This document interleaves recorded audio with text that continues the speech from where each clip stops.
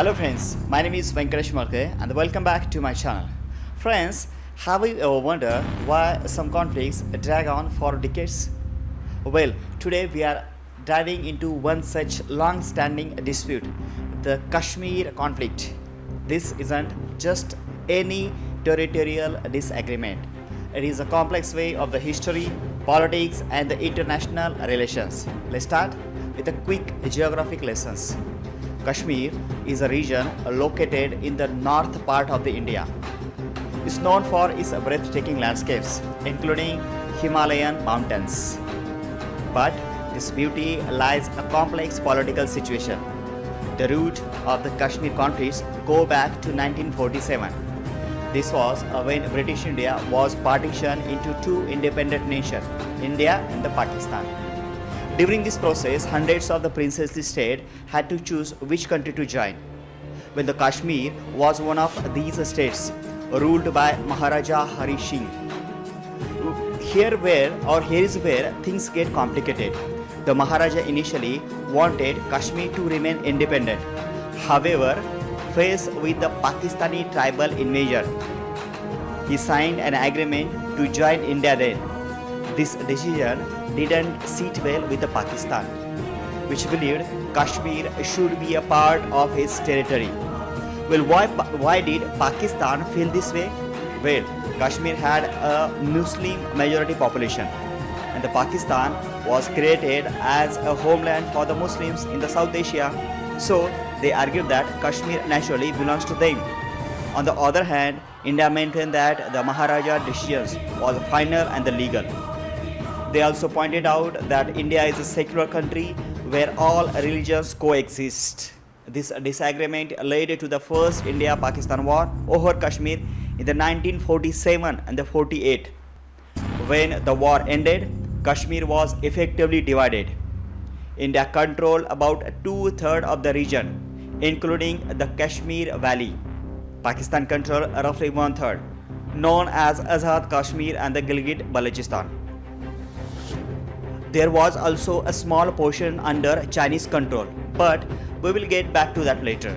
Now, you might be thinking, why could they just agree to this division and then move on? Well, it's not that simple.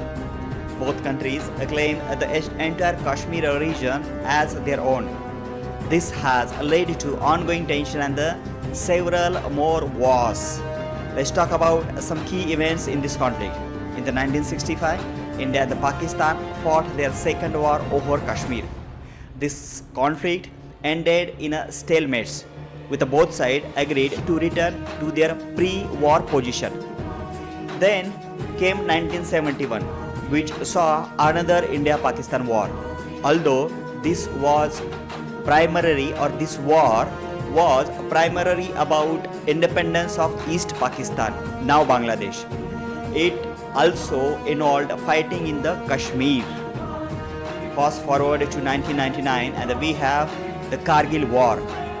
This conflict was triggered when the Pakistani forces and the Kashmiri militants infiltrate across the line of control. Well, India responded with a military counter-offensive, leading to a 2-month-long battle. But it's not just India and the Pakistan involved in this dispute. Remember that a small portion under the Chinese control I mentioned earlier? That's called Siachen, and it's been a bone of a contention between India and the China. In the 1962, India and the China fought a war over this area, resulting in the China's gaining control on Siachen. Now, let's talk about the impact of this conflict on the people of Kashmir. The ongoing dispute has led to significant human rights concerns. There have been reports of the human rights violations by both Indian security forces and the militant groups. The conflict has also resulted in the displacement of the many Kashmiri Pandits, a Hindu majority in the region. The Kashmir conflict has had far-reaching international implications. It's been a major factor in the shaping India and the Pakistan relations for over 7 decades. The dispute has also influenced the foreign policies of other countries, particularly United States and the China. Now, let's talk about India-China border disputes. Specifically, we will be exploring the Doklam and its lasting impacts. Let's start with a quick geography lessons. Doklam is a small area located in the tri-junction of India, China and the Bhutan. It's a region that has been causing quite a stir in the recent years. In June 2017, tension between India and China reached a boiling point. Chinese construction workers attempted to extend a road in the disputed territory. This move didn't sit well with India, who saw it as a threat to its strategic interest. Indian troops quickly moved into stop the construction. Well, what followed was 73 days standoff between the two nuclear-armed nations. The world watched with a fears and a potential military conflict. But why was this a small piece of land is so important? For India, it was about protecting its vulnerable chicken snake corridor. This narrow strip of the land connect mainland India to the northeast states. Well, the China's road construction was seen as a potential threat to this crucial link. On the other hand, China claimed the area as its territory. They argued that they were simply developing infrastructure within their border. This Doklam crisis wasn't an isolated incident, though it was just one chapter in a long history of border dispute between India and China. These tensions dated back to the 1962 Sino-Indian War. Since then, the two countries have had numerous skirmishes along their shared border.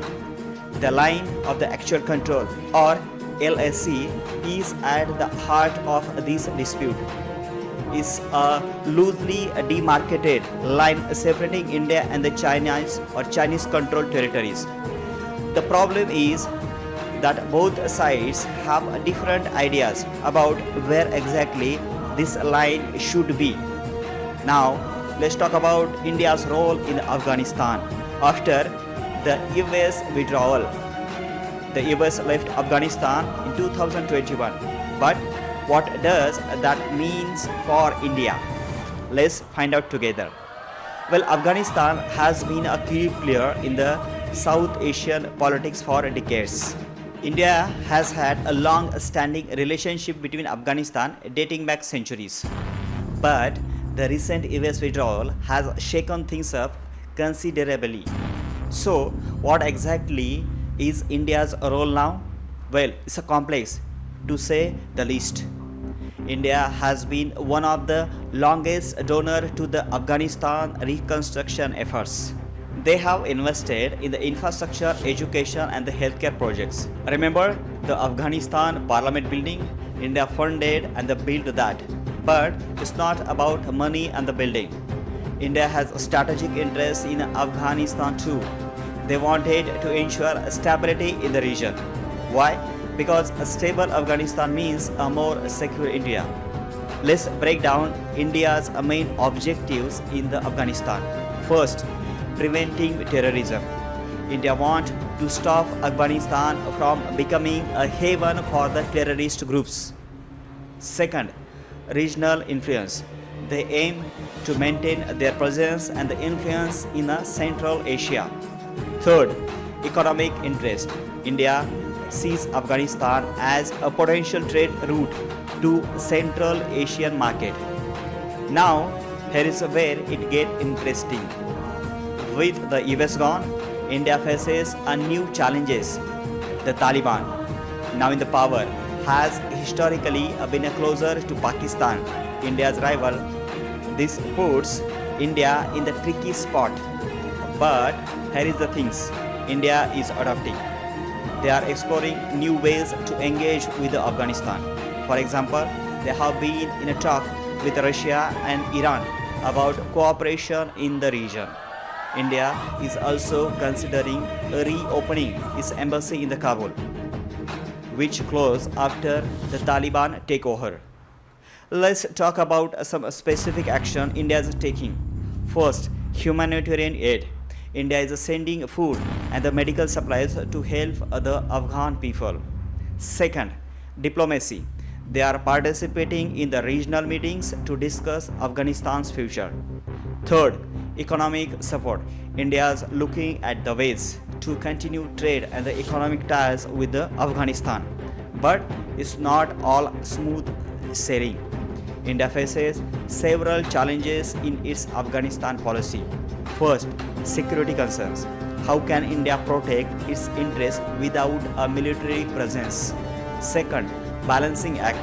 They need to engage with the Taliban while maintaining their principles. 3. Regional competition. Other countries like China and Pakistan are also vying for the influence. It's important to note that India's approach is likely to be a pragmatic and cautious. They are playing a long game, focusing on the soft power and the economic ties. Now, let's talk about India's relationship with the Iran. India and the Iran have a shared culture and the economic ties for centuries. But in the modern world, their relationship has become more complex. On one hand, India needs Iran energy resources. On the other, it has to consider its tie with the other countries, especially the United States. So, what makes Iran important to India? First, the foremost is about energy security. Iran has been a major supplier of crude oil to India. In fact, before sanctions, Iran was India's third largest oil supplier. This helped India meet its ongoing or the growing energy need at a competitive price. But it's not just about oil. Iran's strategic location is crucial for Indian regional ambitions. The Chabahar port in Iran is a key project for India. It provides India to access to Afghanistan and the Central Asia. This port helps India bypass Pakistan, its long-term rival. Now, let's talk about the challenges. The biggest hurdle in Indian-Iran relation has been international sanction on Iran. These sanctions, led by the United States, have put India in the tough spot. India has had to reduce its oil import from Iran significantly. This has affected not just energy ties but also other area of the cooperation.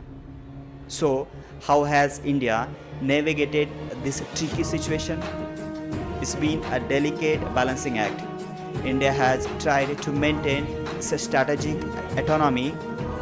It has continued to engage with Iran's while also respecting international sanctions.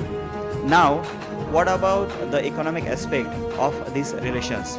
Trade between India and Iran has been ups and downs. Before sanction, it was quite significant.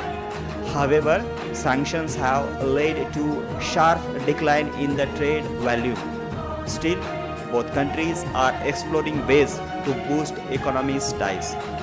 Now, let's talk about India-Russia relations. These two nations have a bond that lasted for decades, but it's not facing new challenges.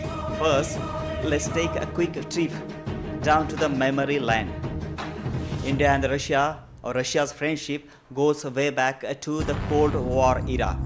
The Soviet Union was a key ally of India, providing a military support and the economic assistance. This partnership continued even after the fall of Soviet Union in the 1991. But here is where things get interesting. The world has changed a lot since then, and so have India and Russia's priorities. India is now looking for a balance its relationship with the multiple global powers. It's getting closer to the United States while still maintaining ties with Russia. This balancing act is becoming more challenging day by day. Let's talk about some key areas of India-Russia cooperation. Defense is a big one. Russia has been India's largest arms supplier for decades, from fighter jet to submarine.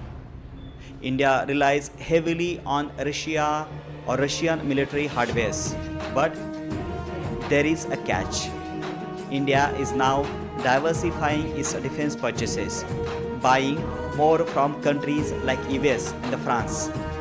This shift is causing some tension in the India-Russia relationship. Energy is another important area of cooperation.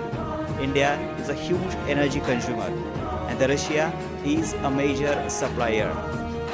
The two countries have been working on oil and the gas deal for years. But here is the thing.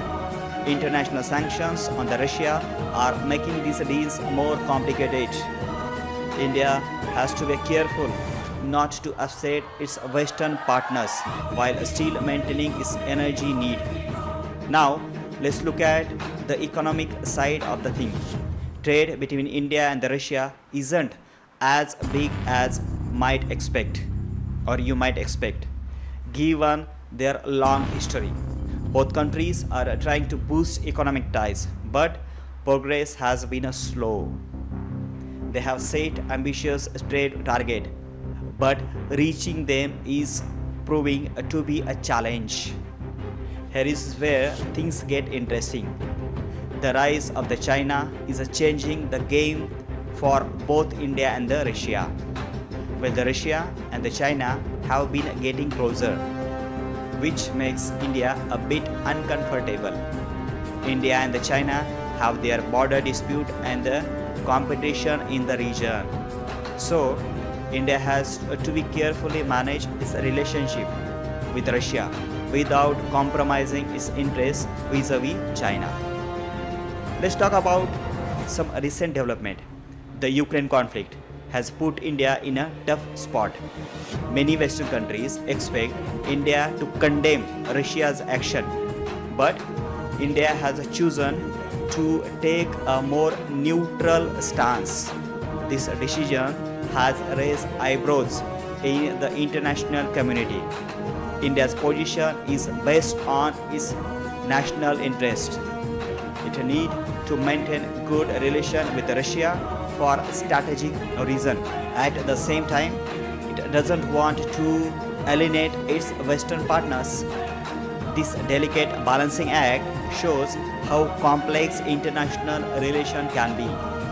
Now, you might be wondering, what does the future hold for India-Russia relations?